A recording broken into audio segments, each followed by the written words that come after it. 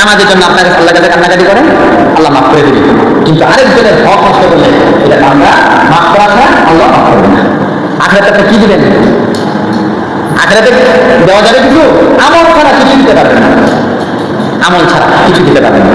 আপনি কষ্ট করে আমল নিয়ে গেছেন, এবার ওই লোকটা হাজির, ভাই আমার কথা টাকা দাও, তো এখন তো টাকা পয়সা নাই, কি দিবেন? সে বলবে ঠিক আছে নেট দাও, তোমার নেট গুলো অফ দিয়ে দাও। এবার আপনি আপনার নেট দিয়ে দিলেন, এবার নেট দিতে দিতে সব শেষ, এবার কি দিবেন? এবার তো দেওয়ারও কিছু নাই। এবার বলা হবে যে ওই লোকের গুণাগুলা তুমি নিয়ে নাও। এবার ওই লোকের গুণাগুলা আপনার মাথার উপরে চাপিয়ে দেওয়া হবে। যা নেট ছিল তাও গেছে, আরেকজনের গুণাগুলো আপনার মাথায় চলে আসছে। নাউজুবিল্লাহ।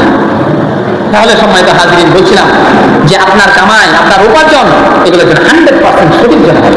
আরেকজনের মাইরা কতদিন থাকবে? চুরের বাড়িতে বিল্ডিং হবে না, যে আত্মসাৎ করে টাকা যেভাবে হোক অন্যায়ভাবে কামাই করে, আরাম তরিকায় উপার্জন করে, এই যে টাকা পয়সার মধ্যে বরকত পাবেন না।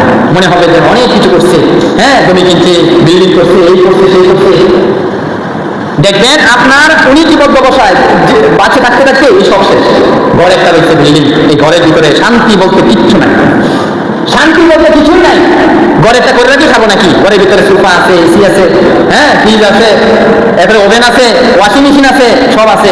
যেটা থাকা দরকার ছিল শান্তি, ওই যাই। কিন্তু ঘরের ভিতরে কিছুই নাই, করে ঘর, হ্যাঁ দিনের বেলায় বৃষ্টি হলে বৃষ্টি পড়ে, চাঁদ দেখা যায় রাতের বেলা, কিন্তু ঘরের মধ্যে শান্তি। সব কিছু থাকবে যদি কামাই সঠিক করে দেবে। এই জন্য আপনাদের উপার্জন, যেটা দিয়ে আপনি চলবেন, যেটা দিয়ে আপনার পেট ভরবেন, আপনার বিবির পেট ভরবেন, ছেলে সন্তানকে আপনি চালাবেন, ওই কামের মধ্যে যেন খারাপ অনুষ্ঠান যেন না থাকে। পারবো তো ইনশাআল্লাহ? তাহলে দেখবেন আল্লাহ কাছে দোয়া করেন, দায় দোয়া করবেন, দায়িত্ব করবেন।